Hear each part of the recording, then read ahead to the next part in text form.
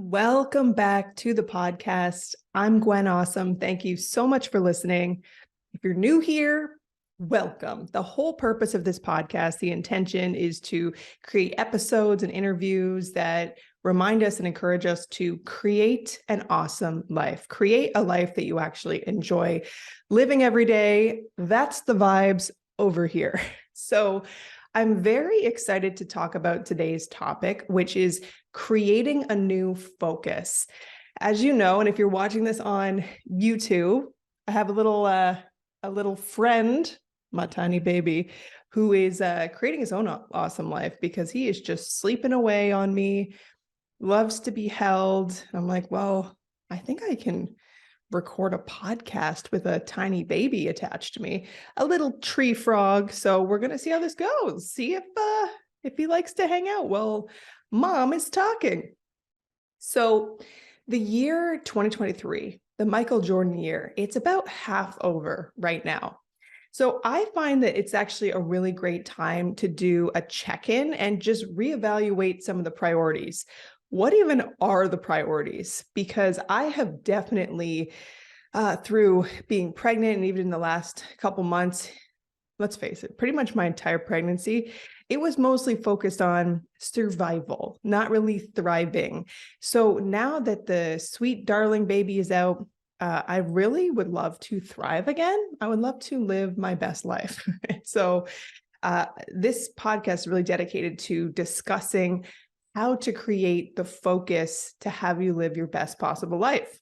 So as you may know, I've started this new thing where I enjoy starting the podcast with pulling an inspirational card just to see what the vibe is for today, see if there's any messages that we could all take in and benefit from. So let's see what the message for us is today. The message says, it comes not by magic, but by universal law. Ooh. Start telling a better feeling story about the things that are important to you. Do not write your story like a factual documentary, weighing all the pros and cons of your experience, but instead tell the uplifting, fanciful, magical story of the wonder of your own life and watch what happens. It will feel like magic as your life begins to transform right before your eyes. But it is not by magic. It is by the power of the laws of the universe and your deliberate alignment with those laws. Sweet. Laws being, I'm assuming, law of attraction or law of reception, basically the whole concept of you attract what you are. If you're at a level of just radiating love and joy will, according to the laws, be coming right back to you. If you're in a very terrible spiral downwards, chances are some more terrible things are going to keep happening until we stop it, get back to neutral, and slowly work our way up to being happy and healthy again. And I actually love the description on the back because I'm going to get into that as one of the practices that help the priorities actually be in the forefront. So let's talk about priorities, shall we? If you think about it in your life, do you even know what your priorities are? They say if you look at someone's calendar, you can truly tell, if you use a calendar to schedule your life, you can truly tell what the priorities are. Sometimes people say, my number one priority is my family, but your entire calendar is work events. Or I really care about my health and wellness. There's like 1 hour of gym in the entire week. So that could be a really great place to start. My calendar is just kind of empty at the moment because I took a pause on most things to reassess, reevaluate. But here's what's interesting. When I really reflected on what are my top priorities right now, the answer I thought was obvious at first. Well, obviously, number one priority is a baby. This baby is 2 weeks old, and that's the number one priority. And then number two, I also thought, well, my number two priority is also just business growth and business things and working on my business, even though I told myself I was going to be taking a bit of a maternity leave. But I also know there's so many opportunities just right there. But girl, those are my top two priorities. Okay. And as I was thinking about it, I'm like, I think I definitely don't have these right. What I realized, that whole analogy came to me of when you're on a plane and the plane is going down, you got to put the oxygen mask on yourself first. So I realized, how am I supposed to take care of a tiny, sweet baby if I'm not doing well? And I've been asked by a few people, actually quite a few new moms, they're checking in on me. How am I doing?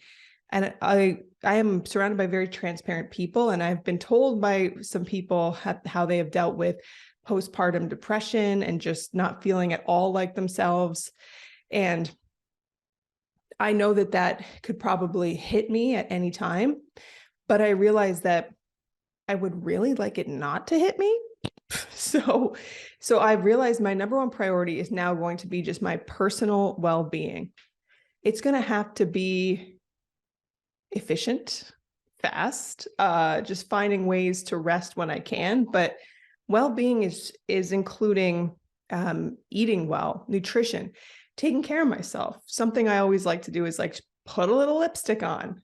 Of course, I can't do that when I'm smooching this little guy. I should get some non-toxic lipstick, actually. That's really what a priority should be. But also mental health. The two things that are on my daily practices list to help contribute to well-being is a fresh air walk, or just getting some fresh air every day, and meditation. I would like it to be like 20 minutes if I can, but if not, literally 2 minutes is fantastic. Just something that's indicating myself that my well-being is on the calendar. And I actually did put it on the calendar now. So well-being and just feeling good, feeling as good as possible, despite the tiredness, despite the, you think everything's going good and the baby goes from 0 to 100 of, so well-being. Number one, I encourage you to put that on the top of your priority list too, and watch some beautiful things start to unfold because you feel good and you have the energy to do things. Number two, all right, baby can be number two.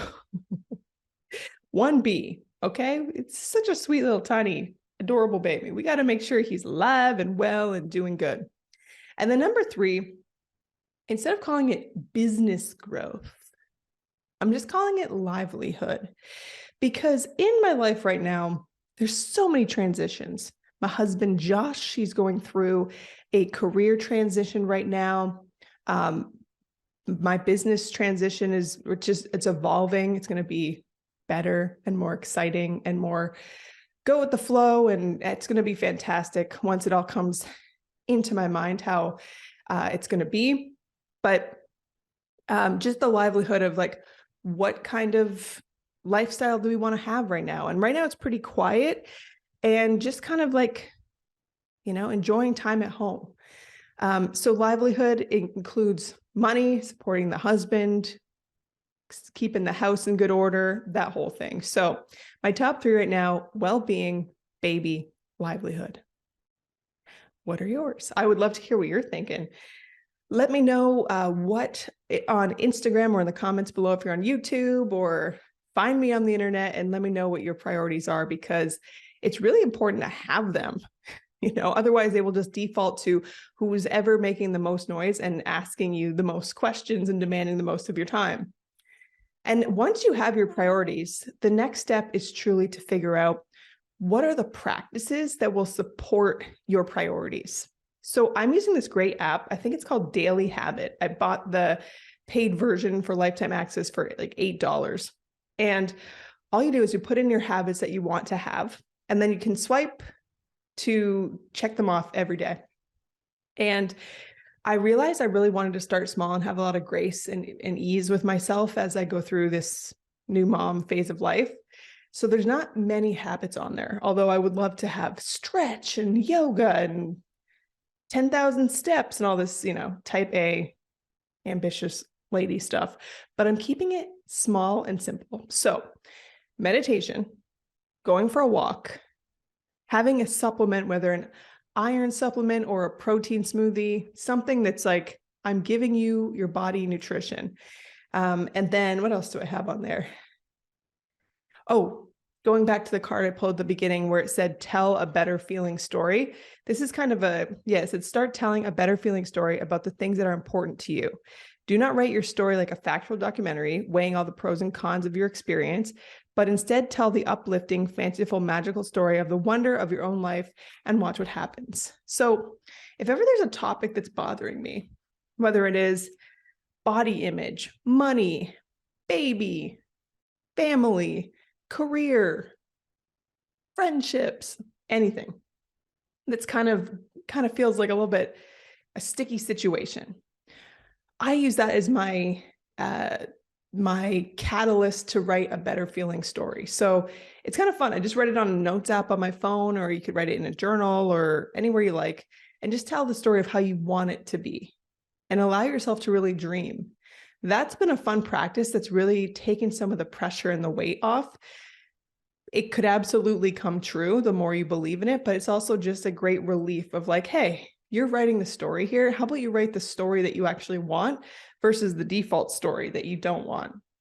So those are some of the practices that I'm using, and highly encourage you to join me in doing some of these practices. Or no, choosing your own practices, but using maybe a habit tracker or something like that so you can really see your progress over the month. So everyone, I really appreciate you listening to this episode and really hope that you can take a moment to check in with yourself and figure out what that new focus could be if you need a new focus for the second half of the year, because it's 2023. It's been alive for a minute. Are we where we want to be? Yes, and there's so much more. So thank you so much for listening. I would love for you to subscribe to my email newsletter. If you like this episode, share it or leave a review, and follow me on social media to keep up on baby updates, life updates, and hopefully add some inspiration to your day. Have a beautiful day, and I'll see you on the next episode.